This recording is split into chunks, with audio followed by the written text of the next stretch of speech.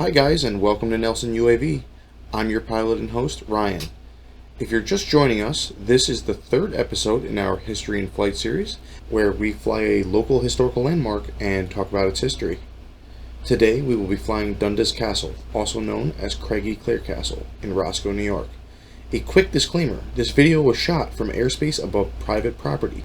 Without any further ado, let's get off the ground. And so, our flight begins on the bridge at the end of Craigie Clare Road in the beautiful Beaverkill Valley near Roscoe, New York. Here lies the grand entranceway, a fearsome iron gate that was erected at the base of the 1,000-acre property at the turn of the 20th century. The winding path to the castle is thousands of feet long, and covered with a canopy of beautiful imported pine trees.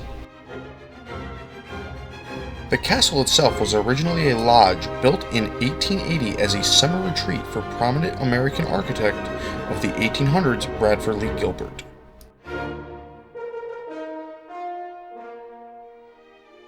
After Gilbert passed in 1911, the property changed hands before being bought in 1915 by Ralph Wirtz Dundas. Dundas was a wealthy New Yorker whose grandfather, William Wirtz, was one of three brothers who built the Delaware and Hudson Canal.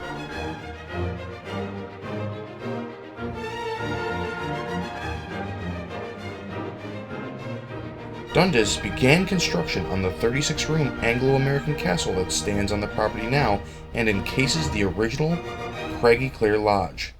But he unfortunately passed away in 1921 while the construction was coming to an end. Overwhelmed with grief, Dundas's widow, Josephine, was committed to a sanitarium in 1922 without ever living in the castle.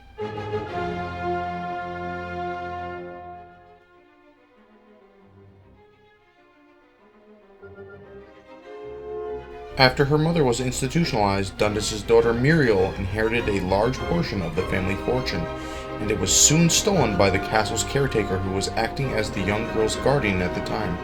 The daughter was later institutionalized by her husband.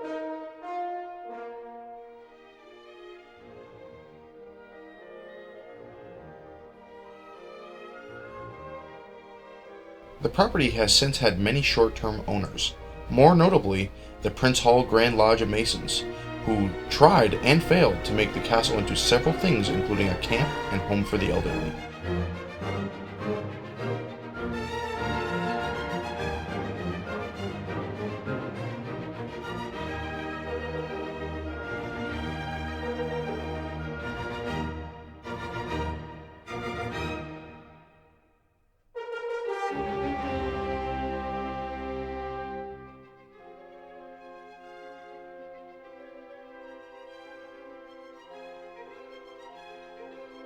Looping back around for another pass now as we get a beautiful view of the Beaverkill Valley surrounding the castle.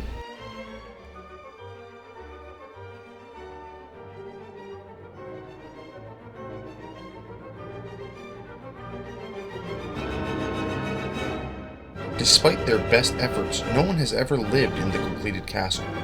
In fact, all attempts to utilize the castle in the past have failed, and because of this, legends and ghost stories have become part of its lore, including that Ralph's widow Josephine haunts the castle, and also that 3 heart-shaped ponds that I could not find on the property fill with blood at the full moon. Fact or fable, you decide. Regardless, the castle sits here, waiting for someone else to take another crack at it.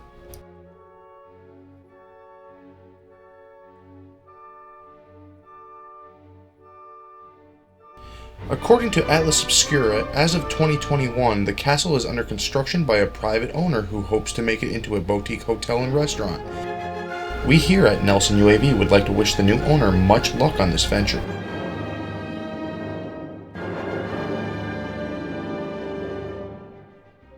If you guys are loving this video series, feel free to also check out Decide and Fly, where you get to pick where we fly and I go there and make it happen.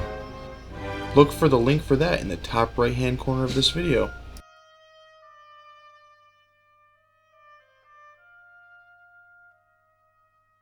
Thank you so much for joining us on this episode of History in Flight. I would like to thank my friend Nick D for helping me film this episode. If you enjoyed this video, please hit the like button, subscribe and hit the bell to stay notified about my future flights, and always feel free to share my content on social media. This has been Pilot Ryan, signing off.